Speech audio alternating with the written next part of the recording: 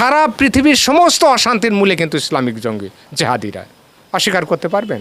সে আপনি লেবাননের কথা বলেন, লেবাননে হিজবুল্লাহ রয়েছে, প্যালেস্টাইনে যদি বলেন হামাস গোষ্ঠী রয়েছে, ইয়েমেনে যদি বলেন হুতিরা রয়েছে। কি রত্ন এরা, তাই না? তারপর পাকিস্তান তো আপনারা জানেন যে সন্ত্রাসবাদীর আতুরঘর। বাংলা থেকে ধর্মীয় উৎপীড়নের ফলে এই যে ছিন্নমূল উদ্বাস্তু আজ এই ভারতবর্ষে এসে যারা হয়েছে, তারা আতঙ্কে ভয়ে বাংলাদেশ ছাড়তে বাধ্য হয়। মাতৃভূমি ছেড়ে আসা কি যে পরিতাপের, কি যে দুঃখের। যে ছেড়ে আছে একমাত্র সেই জানে যে মাতৃভূমি তাকে কেন ছেড়ে আসতে হয়। আমি দেখলাম যে সেই সব ভিডিওতে যারা কমেন্ট করেছে অধিকাংশই হচ্ছে ওপার বাংলাদেশের মানুষ। আমি তাদেরকে অনুরোধ করব যে দেখুন, মানবিক বিষয়গুলো বুঝবার চেষ্টা করবেন, সবসময় জেহাদি মানসিকতায় থাকবেন না। এটা কি অবাস্তব যে ওপার বাংলায় যেসব জেহাদি জঙ্গি গোষ্ঠী 90-এর দশকে যখন আফগানিস্তানে যুদ্ধ করতে গেছিল ওই বাংলাদেশের জেহাদি জঙ্গিরা তালিবানদের হয়ে, সেই যুদ্ধে পরে যখন তারা বাংলাদেশে ফিরে আসে 90-এর দশক থেকে বাংলাদেশে অনেকগুলো জঙ্গি গোষ্ঠী মাথাচাড়া দিয়েছে, নয় কি? তার মধ্যে একটি হচ্ছে জেএমবি, জামাতুল মুজাহিদিন, আমরা সংক্ষেপে যাদের বলি জেএমবি। কত বড় ভয়ানক হতে পারে কল্পনাও করতে পারবেন না। একসময় আপনারা জানেন যে বাংলাদেশে তখন বিএনপি সরকার ক্ষমতায় ছিল, তামাম বাংলাদেশ নাড়িয়ে দিয়েছিল সিরিজ বোমা বিস্ফোরণে, আতঙ্ক সৃষ্টি করেছিল সমগ্র বাংলাদেশে। মুশকিল কোথায় জানেন? বাংলাদেশে আতঙ্ক সৃষ্টি করছে, সবচাইতে বেশি আতঙ্ক সৃষ্টি করছে সংখ্যালঘু হিন্দুদের উপর। সিরিজ বোমা বাস্ট হচ্ছে, হত্যা করছে হিন্দুদেরকে, এবং নৃশংস নারকীয়ভাবে এইসব জঙ্গিরা যারা রয়েছে, এই জঙ্গিদের হত্যার কৌশল তো জানেন যে কুপিয়ে কুপিয়ে হত্যা করে, কুপিয়ে কুপিয়ে হত্যা করে। একবার ভাবুন তো যে একজন প্রিয়জন আমার, তাকে কুপিয়ে কুপিয়ে হত্যা করছে, আমি দেখছি বা আমি শুনছি, সেই দেশে থাকা যায়? শত হোক আমার মাতৃভূমি। এই যে এমবি বাংলাদেশে নানাভাবে আতঙ্ক সৃষ্টি করেছে জিহাদি জঙ্গি গোষ্ঠী। আমি বারবারই বলি যে দেখুন, আপনারা যাই বলুন না কেন, আপনাদের সংশোধন হতে হবে, শোধরাতে হবে। সারা পৃথিবীর সমস্ত অশান্তির মূলে কিন্তু ইসলামিক জঙ্গি জেহাদিরা। অস্বীকার করতে পারবেন? সে আপনি লেবাননের কথা বলেন, লেবাননে হিজবুল্লাহ রয়েছে, প্যালেস্টাইনে যদি বলেন হামাস গোষ্ঠী রয়েছে, ইয়েমেনে যদি বলেন হুতিরা রয়েছে। কি রত্ন এরা, তাই না? তারপর পাকিস্তান তো আপনারা জানেন যে সন্ত্রাসবাদীর আতুরঘর। পাকিস্তানের শীর্ষ হয়ে উঠেছে এই বাংলাদেশ। আর ওই 90-এর দশকে যেসব জঙ্গিরা গেছিলো আফগানিস্তানে যুদ্ধ করতে, সেই সব জঙ্গিরা বাংলাদেশে এসে নতুন নতুন দল গঠন করেছে, জঙ্গি গোষ্ঠী, সন্ত্রাসবাদী দল। খালেদা জিয়া যখন ক্ষমতায় ছিল সেই সময় তামাম বাংলাদেশে সিরিজ বোমা বিস্ফোরণ করেছিল, মনে নেই আপনাদেরকে? কি ভয়ানক আতঙ্ক সৃষ্টি করেছিল বাংলাদেশের বুকে। এবং সবচাইতে মারাত্মক কী জানেন? হিন্দু হত্যা, নির্বিচারে হিন্দু হত্যা। আর তারপরে আর এক রত্ন বাংলাদেশের আনসারুল্লাহ গোষ্ঠী।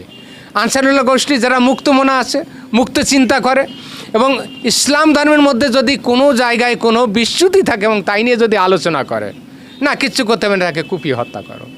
আমরা জানেন যে অনেক ব্লগার ছিল যারা মুক্তমনা এবং স্বাধীন চিন্তা করেছে, তাদের কুপিয়ে কুপিয়ে হত্যা করেছে, নৃশংস নারকীয়ভাবে হত্যা করেছে এই আনসারুল্লাহ গোষ্ঠী। HuJI B team, HuJI B এ আর এক রত্ন। এই আর এক রত্ন একটা ভাবুন যে বাংলাদেশ হচ্ছে ইসলামিক রাষ্ট্র, সেখানে 8% আছে হিন্দু। মানে হিন্দুদেরকে আতঙ্ক তৈরি করে, ভয় দেখিয়ে হত্যা করে, এবং তাদের নানাভাবে হিন্দু মা বোনের ইজ্জত হরণ করে বাংলাদেশ থেকে হিন্দুদের বিতাড়ন করেছে। কয়জন হিন্দু রয়েছে? তাহলে আপনারা মুসলিমরাই বেশি। তো সেখানে এতগুলো জঙ্গি গোষ্ঠী, ভাবতে পারেন? হুজিবি রোজ বাংলাদেশ স্বাধীন হয়, কোয়ার্টারলি স্বাধীনতা। এই যে গত 5ই আগস্ট, গত আগস্ট আন্দোলন, আপনারা বলেন যে অহংকারের আগস্ট আন্দোলন, বাংলাদেশ আবার স্বাধীন হয়েছে। 1971 সালে স্বাধীন হয়েছে, 1947 সালে স্বাধীন হয়েছে, রোজ স্বাধীন হচ্ছে। এই যে হুজিবি, এরা হচ্ছে গ্রেনেড হামলায় পারদর্শী। রাজনৈতিক নেতৃত্ব অথবা বিখ্যাত কোনো ব্যক্তি, তাকে গ্রেনেডের মাধ্যমে হত্যা করে বাংলাদেশে একটা অরাজক এবং অশান্তি তৈরি করা এবং বাংলাদেশে শরিয়াত বা ইসলামিক শাসন প্রতিষ্ঠা করা। এই হচ্ছে তাদের প্রত্যেকটা জঙ্গি গোষ্ঠীর একটাই উদ্দেশ্য। কি গোষ্ঠী? যে সারা বাংলাদেশে ইসলামিক শাসন ব্যবস্থা প্রবর্তন করা, এবং যারা হিন্দুরা আছে তাদেরকে দেশ থেকে হয় বিতাড়ন করা, না হয় ধর্মান্তকরণ করা।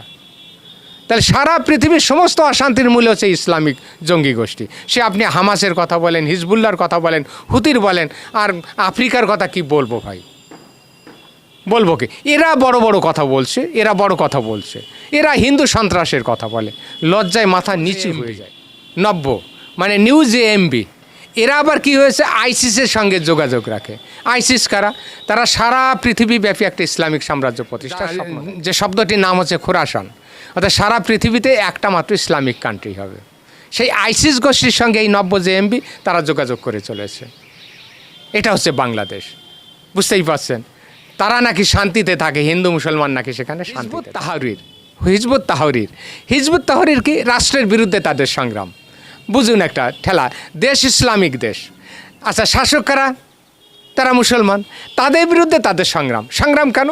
যে এখানে গণতন্ত্র চলবে না, তাহলে কি চাই? এখানে ইসলামিক শাসন চাই। কি প্রতিষ্ঠা করতে হবে? শরিয়াত প্রতিষ্ঠা করতে হবে। মা বোনেরা কী করবে? তারা ওই বোরখা পরে, তারা হিজাব পরে ঘোরাফেরা করবে। এই হচ্ছে তাদের উদ্দেশ্য। তাহলে এই দেশে মুক্ত চিন্তা একটু কল্পনা করা যায়। আর তারা, আমি ভিডিও করছি, আমি হিন্দু স্বার্থের কথা বলছি, হিন্দু অত্যাচারের কথা বলছি, তারা প্রতিবাদ। কথা আমি যেটা বলতে চাইছি ভাই শুনুন, এখন বর্তমান বিশ্বের যে পরিস্থিতি, বৈশ্বিক যে অবস্থা, এই অবস্থায় সারা পৃথিবীর কোথাও কোনো রাষ্ট্রই চাইছে না যে সেই রাষ্ট্র স্বার্থ রক্ষার জন্য কোনো জঙ্গি গোষ্ঠীকে পুষে রাখা। অতীতে যে ভুলগুলো করেছে কোনো রাষ্ট্র আর সেই ভুলগুলো করবে না। আপনারা কল্পনা করুন যে লেবাননের অবস্থা কী হয়েছে। লেবানন হিজবুল্লাহ পুষে রেখেছিল। প্যালেস্তাইনের অবস্থা কী হয়েছে, হামাস পুষে রেখেছিল। ইসরায়েলের মতো একটা শক্তিশালী দেশ, তারা পরিষ্কার বলেছে যে হিজবুল্লাহ হোক, হামাস হোক, যদি ইসরায়েল রাষ্ট্রের বিরুদ্ধে কোনো শক্তি কথা বলে, ফুস করে,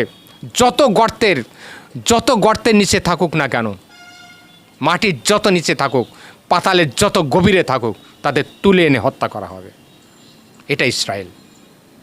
আর আপনারা জানেন যে আমাদের এই ভারতবর্ষে যখন জঙ্গি আক্রমণ হলো, আপনারা জানেন যে কাশ্মীরে পহেলগাঁওয়ে যখন জঙ্গি আক্রমণ হলো, আমাদের ২৬ জন মায়ের স্মৃতির সিঁদুর মুছে দেওয়া হয়েছিল। সেই সময় নরেন্দ্র মোদীর যে দাপট, যশস্বী প্রধানমন্ত্রী নরেন্দ্র দামোদর দাস মোদীর যে দাপট আপনারা দেখেছিলেন। মাত্র ২৬ মিনিটের যুদ্ধ, ২৬ মিনিটের যুদ্ধে পাকিস্তানকে গুড়িয়ে দেওয়া হয়েছিল। পাকিস্তানের ১১টি বিখ্যাত বিমানবন্দর একেবারে ধ্বংসস্তূপ, যোগাযোগ ব্যবস্থা সম্পূর্ণ ধ্বংস। এটা ভারত, নতুন ভারত, মোদির ভারত। চোখ মেলে তাকাবার চেষ্টা করবেন না, যে শক্তি হোক, সে বাংলাদেশ হোক কিংবা পাকিস্তান, সাবধান হয়ে যান। ২৬ মিনিটের যুদ্ধে ২৬ জন মা বোনের স্মৃতির সিঁদুর যারা মুছে দিয়েছিল, সেই অপমানের বদলা নিতে গিয়ে পাকিস্তানকে কিন্তু দেখিয়ে দিয়েছে ভারত কি শক্তি। সাবধান হয়ে যান, সাবধান হয়ে যান। আর যারা ভারতের বিরুদ্ধে কথা বলছেন, আমরা জানি আপনাদের শক্তি সম্পর্কে আমাদের সচেতন আছে।